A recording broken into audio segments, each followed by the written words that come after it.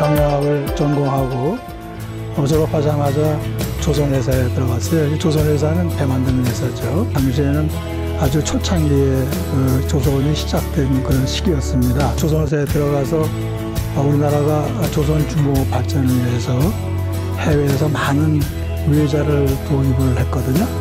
그 당시에 저는 그 회사에서 종합조선소에 들어가서 주로 외국에서 차관을 빌려오는 그런 일을 주로 맡아서 해서 처음부터 해외에 많은 관련을 짓고 일을 하게 됐습니다. 그리고 나서 그 회사에서 한 10년 정도 일을 하다가 그 회사하고 사우디하고 합작 회사를 사우디 제다에 설립하게 됐습니다. 제가 거기 관리 책임자로 나가서 그러면서부터 제가 해외 생활이 시작되었습니다. 1982년에 제가 사우디 제다에 가서 현지 합작회사에서 일을 하다가 귀국한 게 1988년이었습니다. 1988년은 우리나라에서 서울올림픽이 열린 해가 됐거든요. 그래서 그때 우리나라의 가장 중요시됐던 화두 중에 하나가 이제 국제화였습니다. 인터내셔널리제이션이죠. 그래서 그 올림픽 이전까지는 우리나라가 세계에 이렇게 알려지질 않았어요. 사실 저희도 해외여행을 많이 했지만 해외여행을 하다 보면은 어디서 왔다고 물어보면은 한번 맞춰보라고 그러면은 한국에서 왔다는 걸 맞추는 사람들이 거의 없었어요. 근데 이제 올림픽이 되면서 한국에 대한 인식도 달라졌고 그때부터 한국의 국제화라는 문제가 크게 대두가 됐기 때문에 제가 이런 일을 하는 것이 아주 시의적절했다고 제가 판단을 했어요. 우선 제 생각에는요, 조기 유학이라는 문제를 저도 사실 일을 하면서 많은 그 연구도 했고 고민도 해봤는데요. 결국 제가 얻은 결론은 조기 유학이라고 하는 것이 교육적인 측면에서는 그게 필요성이 있을 수도 있고 또 어떤 사람은 필요 없다고 생각할 수도 있지만은 제가 관련하고 있는 그 국제화나 세계화라고 하는 측면에서는 조기 유학을 저는 그렇게 권하는 입장은 아닙니다. 왜 그러냐면은 세계화나 국제화라고 하는 것은 결국은 그 자기 국가에 대한 정체성, 자기 자신에 대한 정체성이 전제된 하에 세계화, 국제화가 돼야지 자기 자신도 모르고 자기 국가도 모르고 세계화, 국제화하는 거는 그거는 국적 없는 국제화라는 게 있을 수가 없거든요. 그래서 조기 유학은 잘못하면은 자기의 정체성도 잃어버리고 자기 국가관도 흐려지고 있는 교육이 될 수 있기 때문에 그런 측면에서는 저는 그렇게 바람직하지 않다고 생각을 해요. 그래서 조기 유학은 저는 좀 그런 면에서 뭐 그 교육이 조기 유학이 필요하다 어쩌다는 면에서는 뭐 이런 긍정적인 면이 있겠지만 세계화나 국제화라고 하는 측면에서는 저는 좀 그렇게 찬성하는 입장이 아니고요. 만약에 어려서 일찍 좀 그 시야를 넓히고 국제적인 안목을 부모님께서 키우고 싶다고 한다면은 아예 유학을 보내는 것보다는 방학을 이용해서 여행을 시킨다거나 또는 캠프에 보낸다거나 해서 어린이답게 해외에 나가서 외국에 있는 친구들과 놀기도 하고 영어도 배우고 캠프 활동도 하고 봉사 활동도 하고 그러는 것이 훨씬 더 가치 있는 일이 아닌가 생각을 합니다. 저는 그 어학연수라는 말 자체를 굉장히 싫어하는 사람입니다. 왜 그러냐면은 어학연수라고 하면은 말 그대로 우리가 생각을 해보면은 어학, 외국 학문, 외국어 학문, 영어학, 불어학 그거를 공부한다는 얘기거든요. 용어조차가 좀 잘못됐다고 생각을 해요. 우리는 너무나 오랫동안 어학연수라고 하는 용어를 써왔기 때문에 그냥 무심결에 어학연수라는 용어를 대부분 다 쓰고 있고 언론에서 쓰고 있는데 저는 어학연수라는 표현보다는 우선 해외연수라는 표현을 좀 하고 싶습니다. 외국에 나가는 거는 외국어를 배우는 목적 플러스 정말 글로벌리제이션을 위해서 나 자신의 글로벌 역량을 강화하기 위해서 해외에 나가서 연수를 받는다고 생각을 해야지, 단순히 해외에 나가서 영어 공부를 한다고 생각하면은 그거는 실제 외국에 나가서 내가 얻고자 하는 것에 반도 아마 못 얻는 그런 결과가 출현될 거라고 생각을 해요. 그래서 저는 대학생들이 일단 무의식부터 해외에 내가 어학연수를 간다고 생각하지 말고 해외에 내가 연수를 가서 외국어도 배우고 그 나라의 문화도 배우고 또 외국 대학생들도 만나고 그런 다양한 분야에서 공부를 하고 경험도 쌓고 또 서로 인간관계도 맺으면서 미래에 내가 글로벌 역량을 갖는 인재로서 발돋움할 수 있도록 그런 기회를 가져야 된다고 생각을 합니다. 그래서 해외 연수를 갈 때는 내가 어학연수만이 아니고 그 이상의 것을 훨씬 더 많은 것들을 또 학교에 가서 공부만 하는 게 아니라 공부 끝나고 내가 사생활에 들어가 있어서도 봉사활동을 한다든지 또 대학의 학생들하고 같이 어떤 커뮤니티에 참여를 한다든지 그런 활동을 통해서 보다 견문도 높이고 글로벌한 인식도 갖고 그러기를 좀 바라고 있습니다. 해외 전문 연수를 간다 그러면은 이제 자기가 전문적인 어떤 분야에서 근무할 때 그 분야에 대해서 뭔가 새로운 것을 얻고자 해서 가는데 제 생각에는 해외에 나가서 연수를 한다고 그래서 자기가 이제까지 공부했던 거라든지 어떤 새로운 지식에 대해서 뭔가 큰 것을 얻으려고 생각하는 것은 조금 기대가 큰 것이라고 생각을 합니다. 사실은 지금 이제 인터넷 시대에서 모든 지식들은 다 인터넷 공간에서 공유가 되고 있기 때문에 그런 지식들은 얼마든지 인터넷을 통해서 또 국내 교육기관에서도 지식은 배울 수가 있습니다. 그러나 우리가 글로벌 시대에 살아나가는 지혜를 배우기에는 국내라고 하는 지역적인 제한, 인터넷이라고 하는 공간 속에서 그 지혜를 배우기는 저는 어렵다고 생각을 합니다. 그래서 우리가 해외 연수를 나간다고 그러면은 우리가 갖고 있는 지식을 가지고 어떻게 우리가 글로벌 경쟁에서 이겨나가고 나 자신을 글로벌 역량을 갖출 수 있도록 하는가 하는 지혜를 찾는 거라고 저는 생각을 합니다. 그래서 해외에 나가서 보다 많은 사람을 만나고 뭘 공부한다는 것도 중요하지만 많은 사람을 만나고 많은 것들을 보고 그래야 한다고 생각합니다. 근데 우리 보통 이제까지 제가 경험한 바로는 우리의 직장인들이 대체적으로 보면은 해외 연수를 간다 그러면은 반은 뭐 좀 쉬러 갈까? 또 반은 뭐 관광지 하러 갈까? 또 심지어는 어떤 사람은 뭐 가서 좀 골프나 좀 쳐볼까? 이런 생각들을 하고 있는 사람들이 있는데 저는 그것도 결코 나쁘다고는 생각은 안 하지만 해외에 나가서 이와 굉장히 소중한 기간인데 사실 내가 내 자신을 위해서 해외에 나가서 예를 들어서 하루에 24시간 예를 들어서 석 달, 뭐 6달을 온전히 나 자신을 쓸 수 있다고 하는 것은 인생에서 그런 시간은 정말 귀중한 시간이라고 생각을 하거든요. 국내에서 가족들과 있으면서 사실 나 자신을 굉장히 많이 희생을 했지만 해외에 나간다 그러면은 경조사 같은 데 갈 일이 없이 그 시간을 나를 위해서 쓸 수 있는 시간이기 때문에 역량을 강화하고 또 새로운 것에 대한 도전도 해보고 하는 좋은 시간이기 때문에 나 자신을 위해서 쓸 수 있는 모든 그 시간들을 투자하는 그런 자세가 좀 필요하다고 생각을 합니다. 대개 해외 연수를 이제 가시는 분들이 제일 어려워하는 이유 중에 하나가 결국은 언어인데요. 우리가 이제 흔히 말로 아는 만큼 보인다고 하듯이 영어를 할 수 있는 만큼 내가 배운다고 생각을 하면 될 것 같아요. 그래서 그런 소중한 시간과 비용을 내서 해외에 나간다고 했을 때 그것이 본인이 비용을 대든 회사에서 지원을 하든 간에 그 소중한 시간과 비용을 내서 한다 그러면은 보다 많은 투자에서 효과를 얻기 위해서는 영어를 어느 정도 해야 가서 의사소통도 하고 내 것으로 그것을 만들 수가 있다고 생각하거든요. 그래서 가기 전에 어느 정도 영어는 좀 준비하고 가는 것이 바람직한 방법이라고 생각을 합니다. 외국의 특히 이제 미국 대학의 그런 프로그램이 상당히 발달되어 있는데요.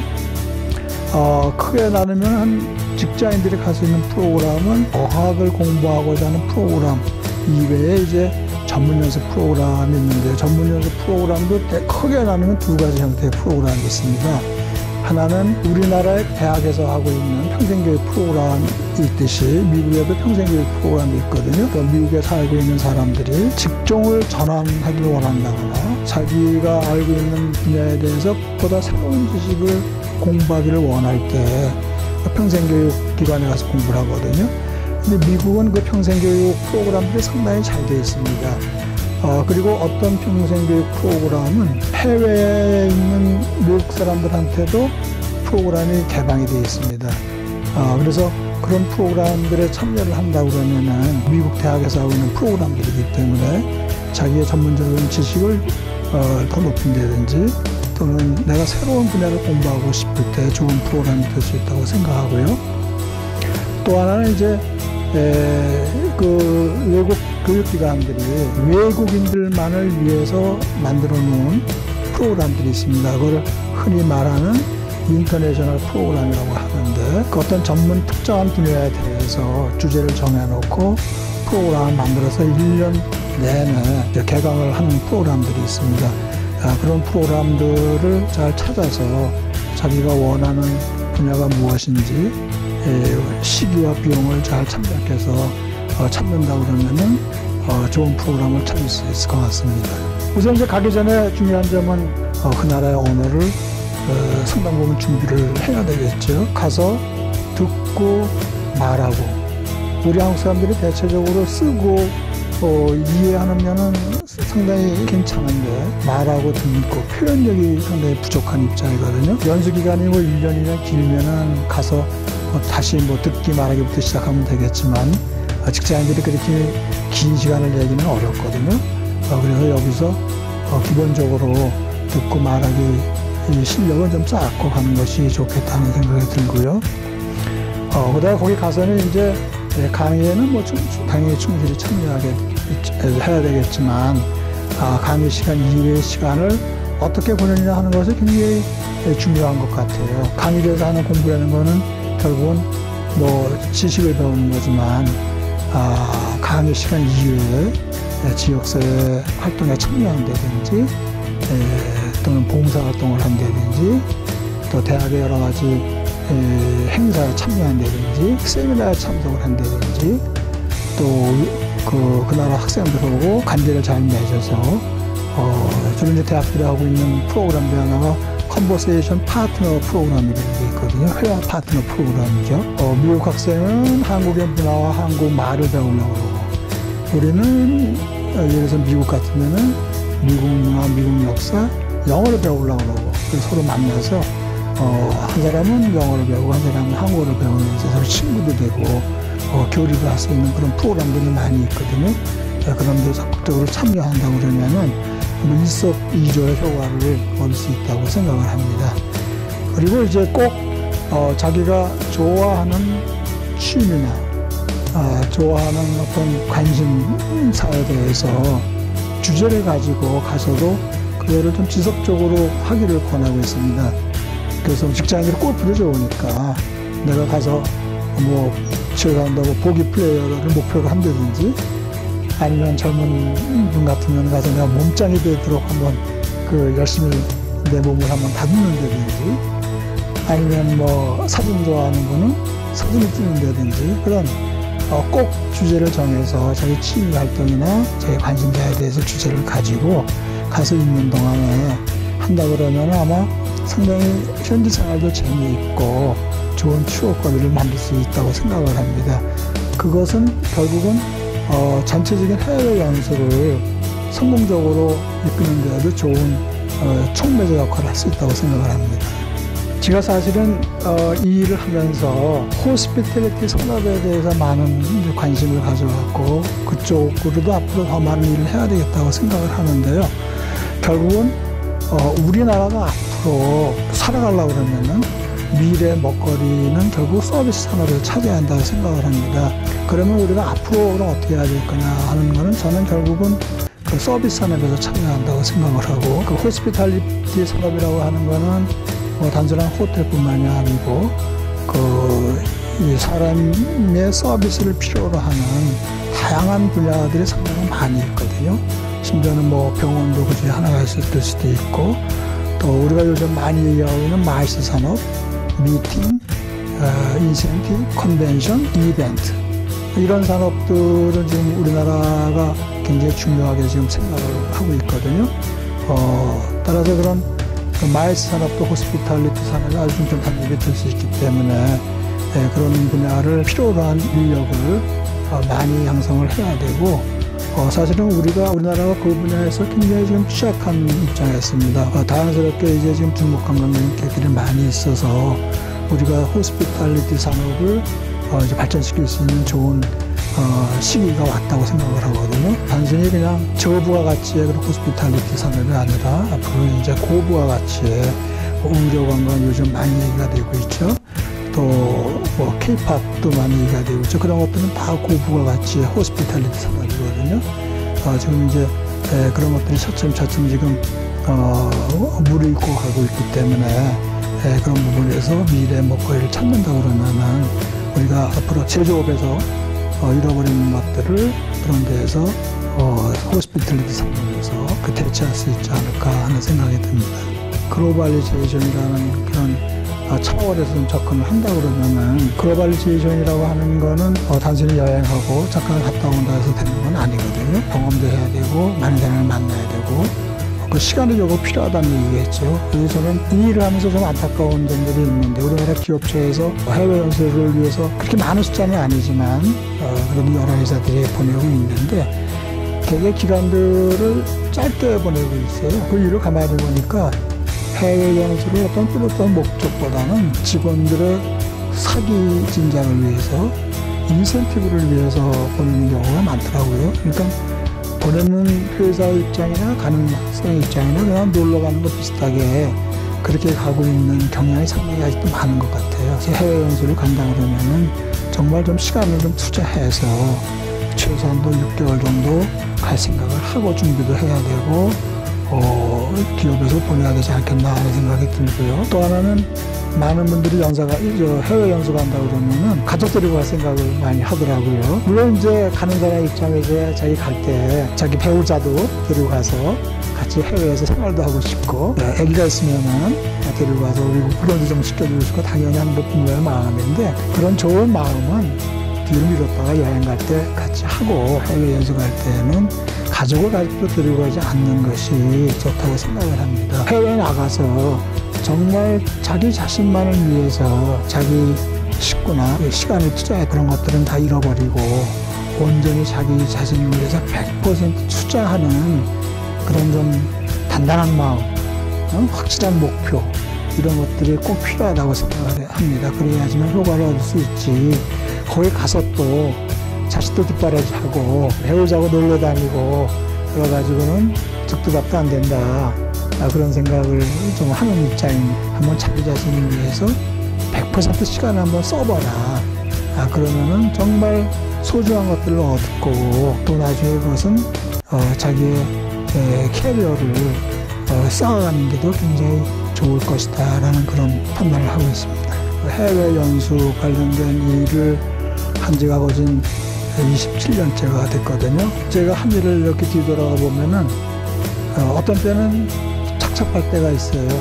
과연 내가 한 일이 얼마나 사회에 기여가 됐는지, 우리 젊은 사람들이 얼마나 국제화가 되었는지, 또 세계화가 되었는지 하는 거를 어떨 때는 볼 때는 굉장히 내가 별로 한 일이 사회에 기여를 한 게 없구나 하는 그런 생각을 많이 하거든요. 그래서 앞으로는 좀 더 이제 우리가 하고 있는 일이, 해외 연수하고 하는 일이 그냥 단순히 직장인들의 사기를 위하고 또 해외에 그냥 관광 비슷하게 나가는 그런 목적이 아니고, 정말 자기 개발을 위해서 무기가 될 수 있도록, 수단이 될 수 있도록 그런 일을 좀 더 적극적으로 하고 싶습니다. 기업체들한테 컨설팅도 좀 더 해주고 좋은 의견도 제시를 해주고 해서 이제는 해외 연수라는 것이 이제 실질적인 효과가 나올 수 있도록 기업체에 좀 더 자주 접촉을 해서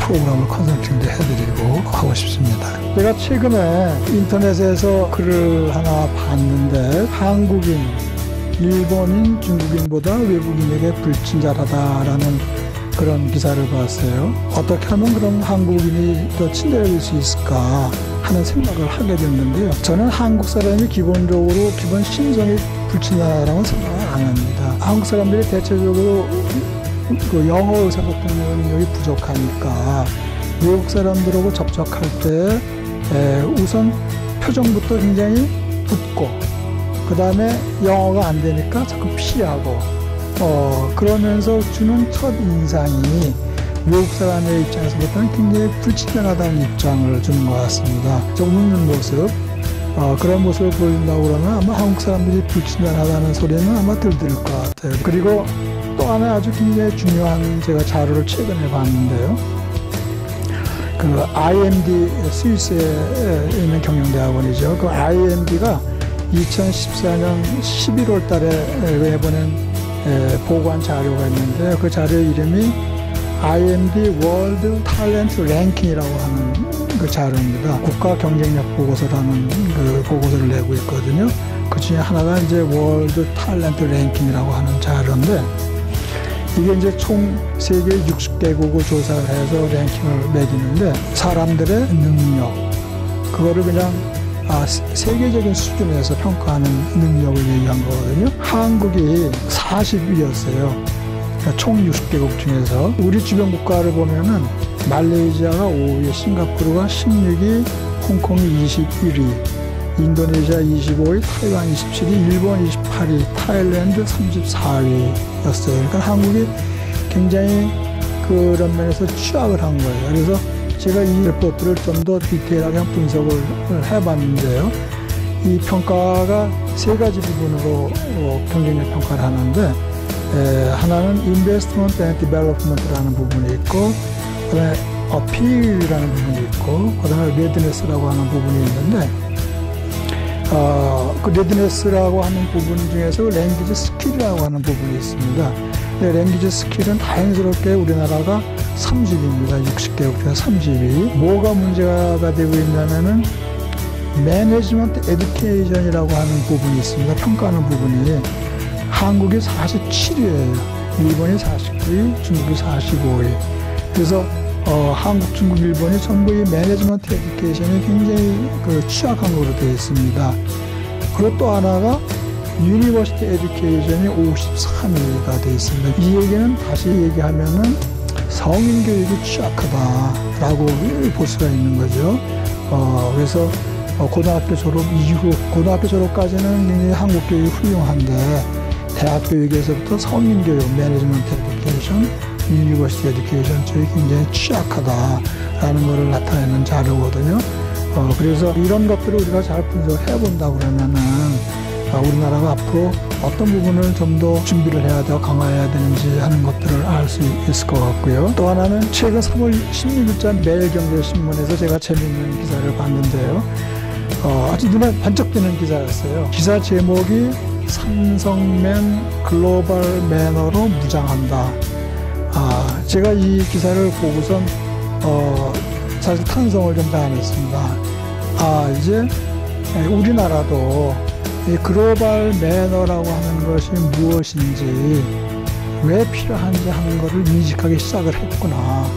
우리나라 대기업인 삼성에서 삼성 직원들조차도 글로벌 매너가 부족하다는 것을 인식을 하고 이 글로벌 매너를 무장을 해야 되겠다고 하는 노력을 하고 있다고 하는 거에서 저는 큰 희망을 발견했고 제가 하고 있는 일들도 결국 그런 면에서 가치가 있다 이런 생각을 하고 있고 저희가 하고 있는 일들을 좀 더 열심히 해서 이런 데 기여를 하고 또 많은 회사들이 삼성과 같이 우리나라 국가나 또는 우리나라 인적 자원들이 글로벌리제이션 되어가는 데 있어서 앞장서서 좀 해주기를 간곡히 아주 기대하고 있습니다.